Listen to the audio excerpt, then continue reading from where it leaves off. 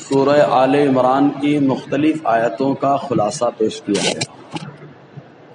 ابھی اپنے سامنے جو آیت کریمہ ہے، اس آیت کریمہ میں اللہ تبارک و تعالیٰ نے کیا حکم دیا، اب یہ کب نازل ہوئی، اس سلسلے میں اس کے نزول کا جو بیک گراؤنڈ بنتا ہے وہ کچھ اس طرح بنتا ہے کہ مدینہ طیبہ جب حضور صلی اللہ علیہ وسلم تشریف لائے تو آقا علیہ السلام کی تشریف آوری کے بعد مدینہ طیبہ چونکہ شروع سے طبہ حمیری نے اس کو آباد کیا تھا۔ طبہ حمیری یمن کا بادشاہ تھا، اس کا گزر مدینہ طیبہ کے پاس سے ہو رہا تھا۔ اس وقت کوئی عمارت وہاں پہ نہ تھی، تو اس کے پاس تورات، انجیل وغیرہ کے جانکار علماء موجود تھے۔ تو اس نے ان لوگوں سے پوچھا تو ان لوگوں نے نشاندہی کی کہ یہ حضور صلی اللہ علیہ وسلم جو نبی آخر الزماں ہیں، ان کی ہجرت گاہ ہے، وہ یہاں ہجرت کر کے آ کے ٹھہریں گے۔ جب طبہ کو یہ معلوم پڑا تو اس نے جو ہے وہاں پر 1000 مکانات تعمیر کروائے اور وہاں پر علماء کو آباد کیا، اور آباد کرنے کے بعد ایک گھر جس میں حضرت ابو ایوب انصاری رضی اللہ تعالی عنہ رہتے تھے، اس گھر کو حضور کے لیے خاص کر دیا تھا، اور اپنی عقیدت کا ذکر ایک پرچے میں لکھا، اور لکھنے کے بعد انہیں علماء کے حوالے کر دیا اور کہا کہ آپ نسلاً بعد نسلیں دیتے رہنا، یہاں تک کہ نبی آخر الزماں جلوہ گر ہو جائیں تو ان کے سامنے میرا خط پیش کرنا، میرا سلام عرض کرنا اور بتانا کہ سب سے پہلے میں آپ پر ایمان لایا۔ یہی وجہ ہے کہ جو حضرت ابو ایوب انصاری رضی اللہ تعالیٰ عنہ کا جو گھر ہے، آقا علیہ السلام جب مدینے میں داخل ہو رہے تھے تو اس وقت ہر کوئی خواہش کر رہا تھا حضور میرے گھر میں، میرے گھر میں، میرے گھر میں۔ تو آقا علیہ السلام نے فرمایا قصوہ کو چھوڑ دو، کچھ مت بولو، فَإِنَّهَا مَأْمُورَةٌ، کیونکہ اس کو حکم دیا جا چکا ہے، حکم دیا گیا تھا۔ تو طبہ حمیری نے جو عقیدت اور محبت کا نذرانہ پیش کیا تھا، اسی عقیدت و محبت کے صلے میں حکم یہ ملا تھا کہ اسی گھر کے سامنے جا کے ٹھہرنا، اس لیے اٹھنی وہاں جا کر کے ٹھہری۔ اس کے بعد جب حضور صلی اللہ علیہ وسلم وہاں رہنے لگے تب علماء تحقیق کرنے لگے وہی نبی ہے یا دوسرے نبی ہے، کیا معاملہ ہے۔ تو حضرت عبداللہ ابن سلام رضی اللہ تعالی عنہ جو خود عالم زبردست، ان کے والد عالم، پورا گھرانہ عالموں کا گھرانہ، ان کو خبر لگی تو وہ اپنے گروپ کے ساتھ کئی علماء کی جماعت میں آئے اور آقا علیہ السلام سے 3-4 سوالات کیے۔ حضور صلی اللہ علیہ وسلم نے ان کے تشفی بخش جواب عطا فرمائے، انہوں نے کلمہ پڑھ لیا، ایمان لے آئے۔ جب وہ ایمان لائے، ابھی گفتگو شنید چالو ہی ہے، اتنے میں کچھ یہودیوں کے آنے کی آہٹ ملی تو حضرت عبداللہ ابن سلام پیچھے چھپ گئے اور آقا علیہ السلام سے کہا کہ جب یہ لوگ آئیں تو ان لوگوں سے پیچھے کہ عبداللہ ابن سلام کا مقام کیا ہے تمہارے بغل میں۔ یہ لوگ آئے، عبداللہ ابن سلام اپنے ساتھیوں کے ساتھ پیچھے چھپ گئے۔ جب یہ لوگ آئے تو ان لوگوں سے آقا علیہ السلام نے گفتگو شنید کی، سوال جواب ہوا، تبادلہ خیال ہوا، اور اس کے بعد جو ہے حضور نے ان لوگوں سے پوچھا یہ بتاؤ عبداللہ ابن سلام کا مقام تمہارے درمیان کیسا ہے؟ تو ان لوگوں نے کہا وہ بہت بڑے عالم ہیں، وہ بھی عالم، ان کے والد عالم، پورا گھرانہ عالموں کا۔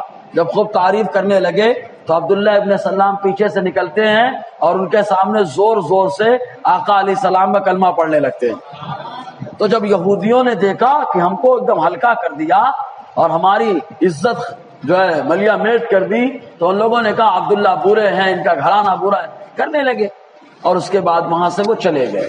جانے کے بعد اب وہ لوگ حضرت عبداللہ ابن سلام کو تانا دیتے، ان کے دوستوں کو تانا دیتے، ہر طریقے کا تانا ان کو سننا پاتا۔ آج ہمارے ہاں تو ذرا سا تانا دے دو سنیت چھوڑنے کے لیے تیار ہے، کہ تانا نہ سننا پڑے اس لیے سنیت چھوڑ دیتے ہیں۔ اور یہ تانا الحمدللہ یہ وہ تانا ہے جب بھی ہمارے بدن سے لگتا ہے تو ہمارے گناہوں کو دھو دیتا ہے، سمجھ رہے نا۔ تو تانا ادھر بھی خوب دیا گیا، حتیٰ کہ ان لوگوں نے شرارت اور سازشیں کرنی شروع کر دی، کہتے عبداللہ ابن سلام اور ان کے ساتھیوں کا کام تمام کر دیا جائے۔ تو شدہ بات حضرت عبداللہ ابن سلام تک پہنچی کہ ان لوگوں نے منصوبہ کچھ بنا رکھا ہے ہمارے تعلق سے، ہمارے ساتھیوں کے تعلق سے، یہ حضور کے پاس آئے، آ کر کے آقا علیہ السلام کی بارگاہ میں عریضہ رکھا کہ ایسا ایسا معاملہ، یہ لوگ ہمیں تکلیف دینا چاہتے ہیں۔ حضور خاموش رہے، لیکن رب کا کلام نازل ہو گیا۔ حضور خاموش ہو گئے، کیونکہ جب مصطفیٰ خاموش اسی وقت ہوتے ہیں جب اللہ تعالیٰ کا کلام آنے والا ہوتا ہے۔ حضور خاموش ہوتے، اس وقت کچھ زیادہ بولتے نہیں۔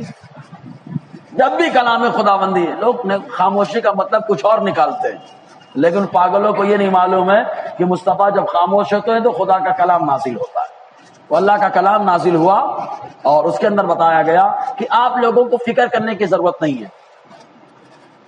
اللہ تعالیٰ فرماتا لن یضروکم الا اذی، یہ ہلکی پھلکی تکلیف دیں گے، بس ہلکی پھلکی تکلیف۔ اب ہلکی پھلکی تکلیف کیا ہے معلوم؟ اذی کا لفظ آیا ہے، اذی پہنچائیں گے بس، اس سے زیادہ نہیں۔ اذی کیا ہے؟ تو اذی کو سمجھنا ہے تو ایک وہ حدیث دیکھیں جس میں حضور صلی اللہ علیہ وسلم جمعہ کے دن خطبہ دے رہے تھے، تو ہمارے لوگوں کی عادت ہوتی ہے نا، گردن آنے کا بعد میں، جانے کا آگے، آنے کا بعد میں اور جانے کا ایک دم آگے، سب کی گردنیں فلان کر کے سوچتے ہیں کہ پہلی سب پہ جگہ مل جائے۔ وہ تو اس خطرے میں رہتے امام نہ ہو تو مصلی پہ آ جائیں، امام صاحب نہ ہو تو مصلی پہ کھڑے ہو کے ہمیں جمعہ پڑھا دیں گے۔ لوگ عادت ہوتی ہے، عادت سے مجبور ہوتے بیچارے، آتے ہیں بعد میں سوچتے ہیں پہلی صف میں جگہ ملے، اور 2 رکعت کے بعد ڈائریکٹ مسجد سے بھاگتے ہیں۔ تو آقا علیہ السلام خطبہ دے رہے تھے، ایک دن ایک صحابی لوگوں کی گردنیں فلانگتے ہوئے آگے آنے لگے، تو آقا علیہ السلام نے فرمایا وہیں پہ بیٹھ جا، کسی کو اذا مت دے۔ اذا اور ایذا بھی لفظ آتا ہے، مصدر ایذا اور اذا بھی ہے، تو کہا اذا مت دے، جو قرآن میں ہے اذا مت دے۔ تو گردن پھلانگنے میں کتنی تکلیف ہوتی ہے، ذرا تو خالی جھکنا پڑتا ہے، آدمی نکل گیا، ختم۔ تو اللہ تعالیٰ فرماتا ہے محبوب عبداللہ ابن سلام اور ان کے ساتھیوں کو بتا دو، یہودی ان کو بڑی تکلیف نہیں دے سکتے ہیں، بالکل ایسی ہلکی پھلکی تکلیف دیں گے، اور اگر مقابلے میں آئیں گے یہ ڈٹ جائیں گے تو پیٹھ دکھا کے بھاگ جائیں گے، سمجھے نا۔ تو اللہ تعالیٰ نے ان کو تسلی دی۔ تو اذا ہلکی پھلکی تکلیف، اس کی ایک مثال یوں دی جاتی ہے کہ حضور صلی اللہ علیہ وسلم ایک مرتبہ ایمان کی شاخیں بیان فرما رہے تھے، شعب، تو آقا علیہ السلام شاخیں، ایمان کا یہ بھی درجہ ہے، ایمان کا یہ بھی درجہ ہے، ایمان کا یہ بھی درجہ ہے، تو آقا علیہ السلام نے فرمایا اماطۃ الاذی عن الطریق، یہ بھی ایمان کا درجہ ہے، مطلب راستے سے تکلیف دہ چیز کو ہٹانا یہ بھی ایمان کا درجہ ہے۔ اب راستے میں تکلیف دے چھوٹا سا کنکر ہے، چبھ سکتا ہے، اس کو ہٹا دینا یہ بھی ایمان کا حصہ ہے، یہ بھی ایمان کا حصہ۔ اور کنکر کتنی تکلیف دے گا، ذرا سا محسوس ہوگا، ہٹ جائے گا۔ تو اللہ تعالیٰ فرماتا ہے بس ہلکی سی تکلیف دیں گے، اور زیادہ مقابلہ کرنے آئیں گے تم ڈر جاؤ گے تو پیٹ دکھا کے بھاگ جائے گے۔ اللہ تعالیٰ فرماتا ہے لن یضرکم الا اذی، ہرگز یہ تم کو تکلیف نہ دیں گے مگر اذی، مطلب ہلکی پھلکی، بڑی تکلیف نہیں دیں گے۔ اللہ تبارک و تعالیٰ نے بتایا ہلکی پھلکی تکلیف، بڑی نہیں دیں گے۔ اور اگر بڑی کرنے کے چکر میں آئے وَإِن يُقَاتِلُوكُمْ يُوَلُّوكُمُ الْأَدْبَارَ، اور اگر بڑی تکلیف دینے آئے کہ جنگ کرنے لگے تم سے، جنگ میں آئے، سوچے مقابلہ کرے ایمان والوں سے، يُوَلُّوكُمُ الْأَدْبَارَ، پیٹ دکھا کے بھاگیں گے۔ اور آقا علیہ السلام نے مدینے میں قدم کیا رکھا، یہودیوں اور نصرانیوں کا پیٹ دکھانا شروع ہو گیا، کبھی مدینے سے کھدیڑے جا رہے ہیں تو کبھی خیبر سے بقائے جا رہے ہیں، سوچے کہ چل کے ملک شام میں رہے جو ہمارا علاقہ ہے، تو ابو بکر نے وہاں پر بھی فوج بھیج دیا، حضرت عمر نے وہاں سے بھی کھدیڑ دیا، سمجھے کہ نہیں، ہر جگہ مقابلہ۔ اللہ تعالیٰ نے فرمایا اگر یہ مقابلے میں آئیں گے تو پیٹ دکھا کے بھاگے۔ یہ تو کلیئر ہو گئی بات کہ ایمان والا ہونا چاہیے، اگر ایمان والا بندہ ہے تو ان کو پیٹ دکھا کے بھاگنا پڑے، اور اگر ایمان کمزور ہے جیسے آج کے ہم لوگ ہیں، لباس تو ہمارا ایمان والا ہے، داڑھی ایمان والی ہے، ٹوپی ایمان والی ہے، لیکن دل کون سا ہے، دل میں کیا ہے؟ ورنہ صحابہ کرام کا معاملہ تو ایسا رہا کہ جانتے ہیں جب ملک شام میں حضرت ابوبکر صدیق نے ان کو روانہ کیا تھا، پہلی بار جہاد کے لیے صحابہ کرام کو روانہ کیا تھا الگ الگ ٹولیوں میں، تو جانتے کیا جملہ ارشاد فرمایا تھا؟ تم جاؤ مقابلہ کرو، اور یہ جان رکھو کہ اللہ تعالیٰ نے اپنے محبوب کی زبانی وعدہ کیا ہے کہ جب ملک شام میں مسلمان داخل ہوں گے تو اللہ تعالیٰ انہیں فتح عطا فرمائے گا۔ تو صحابہ کرام جب بھی مقابلے میں جاتے، کتنے ہزار کا لشکر ہو، 9 لاکھ کا لشکر 32,000 افراد، 9 لاکھ کا لشکر 32,000 افراد، لیکن یہ 32,000 خالد ابن ولید کی قیادت میں ہے، جن کا گورنر ابو عبیدہ ابن الجراح امین امت ہے۔ تو آقا علیہ السلام کا خالی یہی پیغام ان لوگوں نے سنایا تھا کہ مصطفیٰ کی زبانی اللہ نے وعدہ کیا ہے کہ مسلمانوں کو فتح ملے گی، کتنی تعداد میں آ جائیں، ہمیں مصطفیٰ کے فرمان پہ بھروسہ ہے، اللہ کے وعدے پہ بھروسہ ہے۔ تو اس لیے اللہ تعالیٰ نے کامیابی عطا فرمائی۔ تو وہی نہیں، جہاں جہاں یہودی نصرانی مسلمانوں کے مقابل میں آئے پھر دکھا کے بھاگے، بڑے سے بڑے ترم خار رستم وقت آئے اور مقابلے میں پیٹ دکھا کے بھاگ گئے۔ تو اللہ تعالیٰ فرماتا ہے ہلکی پھلکی تکلیف پہنچائیں گے، ثم لا ينصرون، پھر جب بھاگیں گے تو ان کی کوئی مدد نہیں کرے گا، ایک دوسرے کی مدد نہیں کرتے، خالی اپنی جان بچانے کے لیے بھاگو بھاگو بھاگو، کوئی ان کی مدد نہیں کرے گا۔ صحابہ کرام کو اللہ تعالیٰ نے تسلی دی۔ تو یہ ایمان ہے کہ قرآن میں جو اللہ نے فرما دیا، رسول اللہ نے جو کہہ دیا، وہ ایمان والوں کے لیے کافی ہے۔ اب ہم لوگوں سے بھی کچھ کہا گیا ہے، کیا کہا گیا ہم لوگوں سے؟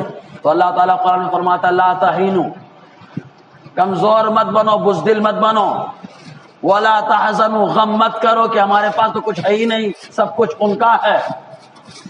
بزدل مت بنو، پہلے کہا گیا بزدل مت بنو، کمزور مت بنو۔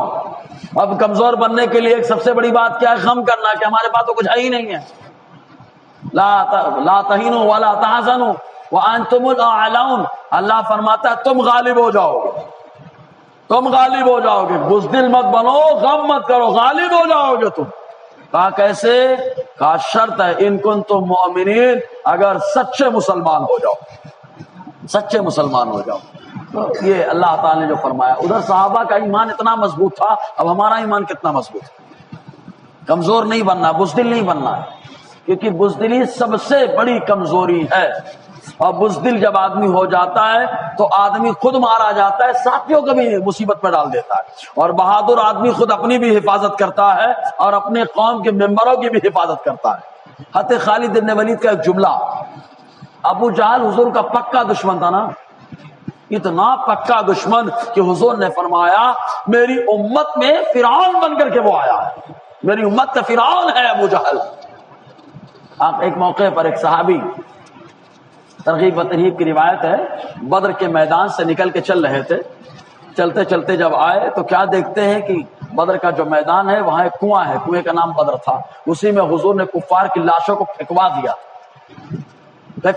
اور پھینکوانے کے بعد کہا کہ کیا تم کو وہ مل گیا جس کا اللہ نے تم سے وعدہ کیا تھا؟ اللہ نے ہم سے جو وعدہ کیا پورا فرمایا۔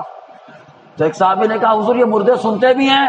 آقا نے فرمایا اے عمر، یہ تم سے زیادہ سنتے ہیں، جب کافروں کے مردے اتنے سنتے ہیں تو سوچو اللہ کے محبوب کتنے سنتے ہوں گے۔ پکارنے والی بات زبان بھی تو ہونی چاہیے یار، میلی کچیلی زبان، گالیاں دینے والی زبان، گانے گانے والی زبان، گٹکا کھانے والی زبان، نشہ کرنے والی زبان، سوچتے ہیں کہ پکارے مصطفیٰ سنے۔ یا تو بادشاہ بگڑیل کی بات نہیں سنتا، ماں نہیں سنتی بگڑیل بچے کی بات، اگرچہ سن لیا اس نے لیکن جواب نہیں دیتی، سمجھ رہے کہ نہیں؟ سن لیتی ہے لیکن جواب نہیں دیتی، سمجھ میں آیا کہ نہیں؟ تو ایسا کردار بنائے، اللہ تعالیٰ اپنے محبوب کا کیسے صدقہ عطا فرماتا ہے۔ کئی ایسے بہت سارے مواقع آئے، کئی ایسے مواقع آئے کہ حضور صلی اللہ علیہ وسلم نے صحابہ کرام کی مدد فرمائی ہے بعد وصال، کئی موقع آئے۔ تو حضرت اکرمہ کی بات کر رہا تھا میں، ابو جہل کتنا خطرناک دشمن تھا، لیکن بیٹا ایمان لائے، صحابی بنے۔ حضرت اکرمہ بڑے خوبصورت بلا کے خوبصورت اور غضب کے جنگجو، ایک جنگ کے موقع پر حضرت اکرمہ رضی اللہ تعالی عنہ کی قیادت میں حضرت خالد بن ولید نے کچھ لوگوں کو کر دیا کہ جاؤ مقابلے کے لیے۔ حضرت اکرمہ فرماتے میں تلوار لے کر کے چلا تو تلوار چمک رہی تھی، مجھے سامنے رومی نہیں نظر آ رہے تھے، مجھے جنت کی حور نظر آ رہی تھی۔ اس جنت کی حور نے کہا میں آپ کا جنت میں انتظار کر رہا ہوں، جلدی آئیے۔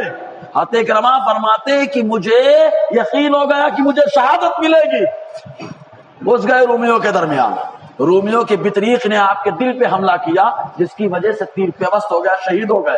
حضرت خالد ابن ولید رضی اللہ تعالی عنہ آئے اور آنے کے بعد اکرمہ رضی اللہ تعالی عنہ کو دیکھنے کے بعد کہا اے کاش حضرت عمر ہوتے تو دیکھ لیتے کہ ہم اس قبیلے سے تعلق رکھتے ہیں کہ جب بتوں کے نام پہ لڑتے تھے تب بھی بہادر تھے, اب تو ہم اللہ کے نام پہ لڑ رہے ہیں, اب تو ہم اللہ کے نام پہ لڑ رہے ہیں, تو بہادری ہماری کیسی ہوگی. یہ وہ قبیلہ بنو مخزوم, حضرت عمر بھی اسی قبیلے سے ہے, حضرت خالد بن ولید بھی انہی قبیلے سے ہے, اسی قبیلے سے حضرت اکرمہ ہے. تو بتانا مقصد یہ ہے کہ اللہ تعالیٰ کی بات پر, رسول اللہ کے وعدے پر, رسول اللہ کے فرمان پر ایمان کتنا مضبوط ہے. تو اللہ تعالیٰ فرماتا ہے جب یہ بھاگیں گے تو ان کی کوئی مدد نہیں کرے گا, اور ہماری مدد کرنے کے لیے اللہ کافی ہے. اور اللہ جب مدد کرتا ہے تو آسمان سے باقاعدہ فرشتوں کی جماعت کو اترتا ہوا دیکھا جاتا ہے. خالی بدر ہی میں فرشتوں کی جماعت نہیں آئی یا حنین میں ہی نہیں آئی. اللہ تعالیٰ نے صحابہ کی حضور کے پردہ فرمانے کے بعد کئی بار ایسا موقع ہوا کہ اللہ تعالیٰ نے فرشتوں کی جماعت کو صحابہ کی مدد کے لیے ملک شام بھیجا. خود صحابہ نے دیکھا ہے, فتوح شام پڑھے کتاب. جی اللہ تعالیٰ فرماتا ہے بس جب بھاگیں گے کوئی مدد نہیں کرے گا, اور جب کوئی مدد نہ کرے تو سب سے زیادہ آدمی اسی وقت ذلیل ہوتا ہے کہ کوئی معاون و مددگار نہیں, کوئی معاون و مددگار نہیں. ذلت و رسوائی اس کا مقدر ہے. رب فرماتا ہے جب بھاگیں گے کوئی مدد نہیں کرے گا, ضربت علیہم الذلہ, ان کے اوپر ذلت مسلط کر دی جائے گی اور ان کو کچھ نہیں ملے گا. اینما ثقفوا الا بحبل من اللہ وحبل من الناس, اور یہ جہاں کہیں پائے جائیں گے تو اللہ کے ذمے یا لوگ اور لوگوں کے ذمے, یعنی جہاں کہیں ملیں گے تو اللہ کے ذمے کہ بادشاہ اسلام ہوگا اور ٹیکس دے کر کے اس کے ذریعے سے بچے ہوں گے. سمجھ آیا؟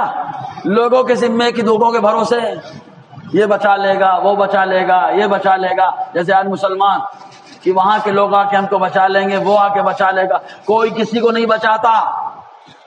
ڈوبنے والے آدمی کو خود اپنی مدد کرنی پڑتی ہے. جب آدمی خود اپنی مدد کرتا ہے تو اللہ تعالیٰ کا خاص کرم ہوتا ہے. سمجھ رہے نا آپ؟ اپنی مدد خود کریں, اور جو دوسرے کے بھروسے رہتا ہے وہ دھوکہ کھاتا ہے. بھروسہ صرف اللہ کا ہو, اور بھروسہ صرف اللہ کا. تو اللہ تعالیٰ فرماتا ہے جہاں پائے جائیں گے تو اللہ کے ذمے یا لوگوں کے ذمے. یہ یہودیوں اور نصرانیوں کا معاملہ ہوگا. وباءوا بغضب من اللہ, اور جب یہ مدینے سے نکلنے لگے تو لوٹے اللہ کے غضب میں. یہ نکالے گئے مدینے سے, نکالے گئے خیبر سے, نکالے گئے خطہ عرب سے, تو اللہ کا غضب آیا تبھی تو نکالے گئے. تو جو حال ان کا تھا وہی حال آج ہمارا ہے. ان لوگوں کے اوپر عذاب آیا تو کہا ان لوگوں نے انجیل بدل ڈالی, نصرانیوں نے. ان لوگوں نے منمانی کرنا شروع کر دیا. ان لوگوں نے خالی دنیا داری دیکھی, دینداری نہیں دیکھی. تب اللہ تعالیٰ نے مسلمانوں کو ان کو مسلط کیا. اب مسلمان کیا کر رہا ہے؟ کیا مسلمان دینداری رکھتا ہے؟ طبیعت کی بات آ جائے, ہماری نماز تو ہماری طبیعت کے مطابق ہوتی ہے. ہم یہ بھی نہیں سوچتے کہ نماز اللہ کے لیے پڑھ رہا ہے. نماز کی جب بات آتی ہے تو وہاں بھی سوچتے کہ ہمارے حساب سے نماز, ہم جیسے چاہے ویسے پڑھے نماز. نہیں, نماز اللہ کی عبادت ہے. عبادت ہماری مرضی سے نہیں ہوگی. عبادت میں مرضی اللہ کی چلے گی, رسول اللہ کی چلے گی. جب نماز میں لذت ملے گی تب جا کر کے ایمان تازہ ہوگا اور اللہ تعالیٰ ایمان میں مضبوطی پیدا فرمائے گا. اسے طبیعت میں نہیں تھا, نماز میں طبیعت چلا دے رہے ہیں ہم لوگ. جی تو لوٹے یہ لوگ اللہ کے غضب میں. وَضُرِبَتْ عَلَيْهِمُ الْمَسْكَنَةُ, اور ان کے اوپر محتاجی مسلط کر دی گئی. اتنے دولت مند تھے, اتنے عیاش ہیں. جب دیکھو ان کا اگر کوئی آ رہا, بطریق آ رہا, قسیس آ رہا, راہب آ رہا ہے, بادشاہ یا بادشاہ کا متعلق, تو سونے سے ایک دم سجا دھجا. لیکن جب اس کے بعد اللہ کے رسول نے بھگایا, مدینے سے نکالا خیبر سے حضرت عمر نے, اور جب ملک شام سے کھدیڑنا شروع کیا گیا تو محتاجی مسلط ہو گئی ان کے اوپر. اور ہم کیا دے رہے تھے حضرت عبداللہ ابن سلام کو. آج حضرت عبداللہ ابن سلام کی عظمت کا قصیدہ پڑھا جا رہا, ان کی شان بیان کی جا رہی. جی اور یہ کیوں ہوا؟ اللہ تعالیٰ فرماتا ذالک بانہم کانوا یکفرون بآیات اللہ, یہ اس سبب سے کہ یہ اللہ کی آیتوں کا انکار کرتے رہے. اللہ کی آیتیں, آیت کا معنی ہوتا ہے نشانیاں, اللہ کی نشانیوں کا انکار کرتے رہے. تورات اللہ کی نشانی, انجیل اللہ کی نشانی, حضرت موسیٰ کا معجزہ اللہ کی نشانی, حضرت عیسیٰ کا معجزہ اللہ کی نشانی، تو ایسے ہی اللہ کی نشانی آقا علیہ السلام کا آنا اللہ کی نشانی، حضور صلی اللہ علیہ وسلم کا تبلیغ کرنا اللہ کی نشانی، حضور کے معجزات اللہ کی نشانی، مکہ اللہ کی نشانی۔ اللہ تعالیٰ نے بہت ساری نشانیاں عطا فرمائی، تو اللہ کی نشانیوں کا انکار کرنے والا عذاب میں گرفتار ہوتا ہے۔ آج بہت ساری نشانیاں ہیں، بندہ انکار کرتا ہے۔ ایک موٹی سی بات بتائیں آپ، ہر آدمی کا ایک لوگو ہوتا ہے، پہچان ہے نا، امتیازی شان ہے نا، ہر تنظیم کا اپنا ہے۔ اگر کوئی چوری کرے تو ہم لوگ ناراض ہوتے ہیں کہ خوش ہوتے ہیں؟ ارے ہاں یا نا، ناراض ہوں گے نا، ابے ہمارا کام چوری کر رہا ہے، ہمارا نام چوری کر رہا ہے۔ اور اگر کوئی اس کو مٹائے تو، اور کوئی نے بولے ہم سب کو نہیں مانتے